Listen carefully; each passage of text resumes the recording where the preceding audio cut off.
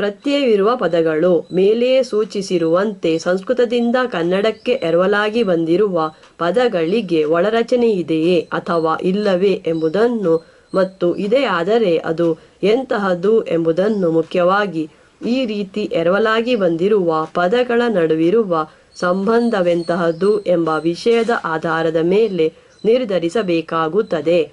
ಆ ಪದಗಳಿಗೆ ಸಂಸ್ಕೃತ ವ್ಯಾಕರಣದಲ್ಲಿ ಕೊಟ್ಟಿರುವ ಒಳರಚನೆಗಳನ್ನು ಹಾಗೆಯೇ ನೇರವಾಗಿ ಕನ್ನಡದ ವ್ಯಾಕರಣದಲ್ಲಿ ತಂದು ಸೇರಿಸುವುದು ಸುಲಭವಾದರೂ ಅದು ಸರಿಯಲ್ಲ. ಸಂಸ್ಕೃತದಲ್ಲಿ ಹೆಚ್ಚು ಕಡಿಮೆ ಎಲ್ಲ ನಾಮಪದಗಳನ್ನು ಕ್ರಿಯಾಧಾತುಗಳಿಗೆ ಪ್ರತ್ಯಯಗಳನ್ನು ಸೇರಿಸುವುದರ ಮೂಲಕ ಇಲ್ಲವೇ 2 ಅಥವಾ ಜಾಸ್ತಿ ನಾಮಪದಗಳನ್ನು ಒಟ್ಟಿಗೆ ಸೇರಿಸಿ ಜೋಡು ಪದಗಳನ್ನು ರಚಿಸುವುದರ ಮೂಲಕ ತಯಾರಿಸಲಾಗಿದೆ. ಆದರೆ ಸಂಸ್ಕೃತದಿಂದ ಕನ್ನಡಕ್ಕೆ ಎರವಲಾಗಿ ಬಂದಿರುವ ನಾಮಪದಗಳಲ್ಲಿ ಹಲವು ಕನ್ನಡದ ಮಟ್ಟಿಗೆ ಒಳರಚನೆ ಇಲ್ಲದ ಪದಗಳೆಂದೇ ಹೇಳಬೇಕಾಗುತ್ತದೆ. ಅವುಗಳೊಂದಿಗೆ ಸಂಬಂಧವನ್ನು ತೋರಿಸುವ ಬೇರೆ ಸಂಸ್ಕೃತ ಪದಗಳು ಕನ್ನಡಕ್ಕೆ ಎರವಲಾಗಿ ಬಂದಿಲ್ಲವೆಂಬುದೇ ಇದಕ್ಕೆ ಕಾರಣ. ಉದಾಹರಣೆಗಾಗಿ ಅನ್ನ ಎಂಬ ನಾಮಪದವನ್ನು ಸಂಸ್ಕೃತದಲ್ಲಿ ತಿನ್ನು ಎಂಬ ಅರ್ಥದಲ್ಲಿರುವ ಅದ್ ಎಂಬ ಕ್ರಿಯಾಧಾತುವಿಗೆ ಕೃತ್ ಪ್ರತ್ಯಯವೊಂದನ್ನು ಸೇರಿಸುವುದರ ಮೂಲಕ ತಯಾರಿಸಲಾಗಿದೆ. ಆದರೆ ಕನ್ನಡಕ್ಕೆ ಈ ಅದ್ ಎಂಬ ಕ್ರಿಯಾಪದ ಸಂಸ್ಕೃತದಿಂದ ಎರವಲಾಗಿ ಬಂದಿಲ್ಲವಾದ ಕಾರಣ 8.5 ನೋಡಿ. ಅನ್ನ ಎಂಬುದಕ್ಕೆ ಕನ್ನಡದಲ್ಲಿ ಒಳರಚನೆ ಇಲ್ಲವೆಂದೇ ಹೇಳಬೇಕಾಗುತ್ತದೆ. ಇದೇ ರೀತಿಯಲ್ಲಿ ಕ್ಷಿ ಎಂಬ ಧಾತುವಿನಿಂದ ತಯಾರಾದ ಕ್ಷೀಣ ಎಂಬ ನಾಮಪದ, ನದ್ ಎಂಬ ಧಾತುವಿನಿಂದ ತಯಾರಾದ ನದಿ ಎಂಬ ನಾಮಪದ, ಮುಹ್ ಎಂಬ ಧಾತುವಿನಿಂದ ತಯಾರಾದ ಮೂಢ ಎಂಬ ನಾಮಪದ, ಶುದ್ಧ ಎಂಬ ಧಾತುವಿನಿಂದ ತಯಾರಾದ ಶುದ್ಧ ಎಂಬ ನಾಮಪದ ಮೊದಲಾದವುಗಳಿಗೂ ಕನ್ನಡದಲ್ಲಿ ಒಳರಚನೆ ಇದೆ ಎಂದು ಹೇಳಲು ಆಧಾರ ಕಾಣಿಸುವುದಿಲ್ಲ. ಪೂರ್ವ ಪ್ರತ್ಯಯಗಳು. ಸಂಸ್ಕೃತದಲ್ಲಿ ಪೂರ್ವ ಪ್ರತ್ಯಯ, ಉಪಸರ್ಗ ಮತ್ತು ಪರಪ್ರತ್ಯಯಗಳೆಂಬ 2 ರೀತಿಯ ಪ್ರತ್ಯಯಗಳನ್ನೊಳಗೊಂಡಿರುವ ಪದಗಳಿದ್ದು, ಕನ್ನಡಕ್ಕೆ ಸಂಸ್ಕೃತದಿಂದ ಎರವಲಾಗಿ ಬಂದಿರುವ ಪದಗಳಲ್ಲೂ ಈ 2 ರೀತಿಯ ಪ್ರತ್ಯಯಗಳನ್ನು ಕಾಣಬಹುದು. ಆದರೆ ಮೇಲೆ 8.3.2ರಲ್ಲಿ ಸೂಚಿಸಿರುವಂತೆ ಕನ್ನಡದವೇ ಆದ ಪದಗಳಲ್ಲಿ ಪೂರ್ವ ಪ್ರತ್ಯಯಗಳ ಬಳಕೆ ಇಲ್ಲವಾದ ಕಾರಣ ಸಂಸ್ಕೃತದಿಂದ ಎರವಲಾಗಿ ಬಂದಿರುವ ಈ ಪದಗಳಲ್ಲೂ ಕೆಲವು ಪೂರ್ವ ಪ್ರತ್ಯಯಗಳು ಸ್ವತಂತ್ರ ಇಲ್ಲವೇ ಅಸ್ವತಂತ್ರ ಪದಗಳ ಹಾಗೆ ಬಳಕೆಗೆ ಬಂದಿವೆ ಮತ್ತು ಅಂತಹ ಪ್ರತ್ಯಯಗಳನ್ನೊಳಗೊಂಡಿರುವ ಪದಗಳು ಜೋಡು ಪದಗಳ ಹಾಗೆ ಕಾಣಿಸುತ್ತವೆ.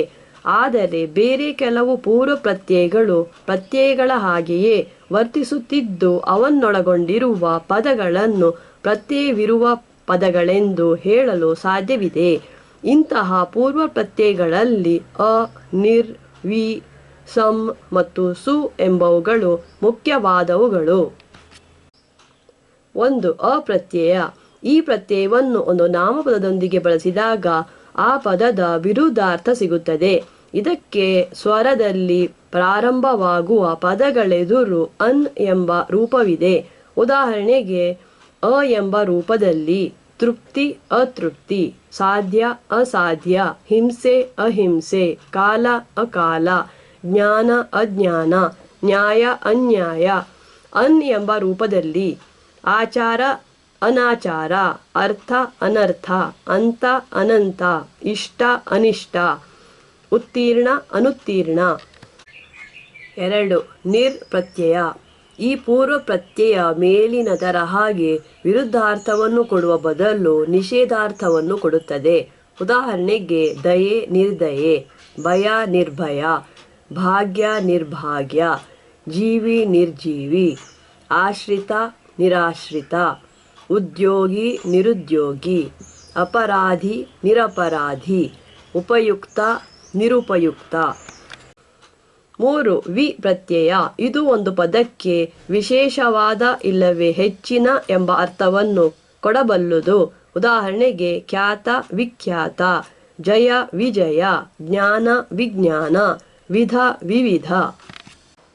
ಮುಕ್ತಿ ವಿಮುಕ್ತಿ, ನಾಶ ವಿನಾಶ, ಲೀನ ವಿಲೀನ, ನೂತನ ವಿನೂತನ, ಒಂದು ಸ್ವರದಲ್ಲಿ ಪ್ರಾರಂಭವಾಗುವ ಪದಗಳೆದುರು ಇದರ ಈಕಾರ ಯಕಾರವಾಗುತ್ತದೆ. ಉದಾಹರಣೆಗೆ ಆಖ್ಯಾನ, ವ್ಯಾಖ್ಯಾನ, ಉತ್ಪತ್ತಿ, ವ್ಯುತ್ಪತ್ತಿ, ಅತಿರಿಕ್ತ, ವ್ಯತಿರಿಕ್ತ, ಆಸಂಗ, ವ್ಯಾಸಂಗ. 4. ಸಂಪ್ರತ್ಯಯ. ಈ ಪ್ರತ್ಯಯಕ್ಕೆ ಒಳ್ಳೆಯ ಇಲ್ಲವೇ ಶುಭಕರವಾದ ಎಂಬ ಅರ್ಥವಿದೆ. ಉದಾಹರಣೆಗೆ ರಕ್ಷಣೆ, ಸಂರಕ್ಷಣೆ, ಘಟನೆ, ಸಂಘಟನೆ, ಬಂಧ, ಸಂಬಂಧ, ಪೂರ್ಣ, ಸಂಪೂರ್ಣ, ಗೀತ, ಸಂಗೀತ, ತಾಪ, ಸಂತಾಪ. 5. ಸುಪ್ರತ್ಯಯ. ಈ ಪ್ರತ್ಯಯಕ್ಕೂ ಮೇಲಿನದರ ಹಾಗೆ ಒಳ್ಳೆಯ ಇಲ್ಲವೇ ಶುಭಕರವಾದ ಎಂಬ ಅರ್ಥವಿದೆ. ಉದಾಹರಣೆಗೆ ಗಂಧ, ಸುಗಂಧ, ಪ್ರಭಾತ, ಸುಪ್ರಭಾತ, ಸ್ವಾಗತ, ಸುಸ್ವಾಗತ, ಶಿಕ್ಷಿತ, ಸುಶಿಕ್ಷಿತ, ರಕ್ಷಿತ, ಸುರಕ್ಷಿತ, ವರ್ಣ, ಸುವರ್ಣ, ಜನ, ಸುಜನ, ಹೃದಯ, ಸುಹೃದಯ. ಸ್ವರದಲ್ಲಿ ಪ್ರಾರಂಭವಾಗುವ ಪದಗಳೆದುರು ಈ ಪ್ರತ್ಯಯದ ಉಕಾರ ವಕಾರವಾಗುತ್ತದೆ. ಉದಾಹರಣೆಗೆ ಅಲ್ಪ, ಸ್ವಲ್ಪ, ಆಗತ, ಸ್ವಾಗತ. ಮೇಲೆ ಕೊಟ್ಟಿರುವ ಅರ್ಥಗಳು ಈ ಪೂರ್ವ ಪ್ರತ್ಯಯಗಳ ಬಳಕೆಯಲ್ಲಿ ಕಾಣಿಸುವ ಪ್ರಾಮುಖ್ಯವಾದ ಅರ್ಥಗಳು. ಕೆಲವು ಪದಗಳಲ್ಲಿ ಇವು ಯಾವ ವಿಶಿಷ್ಟವಾದ ಅರ್ಥವನ್ನೂ ಕೊಡುವುದಿಲ್ಲ.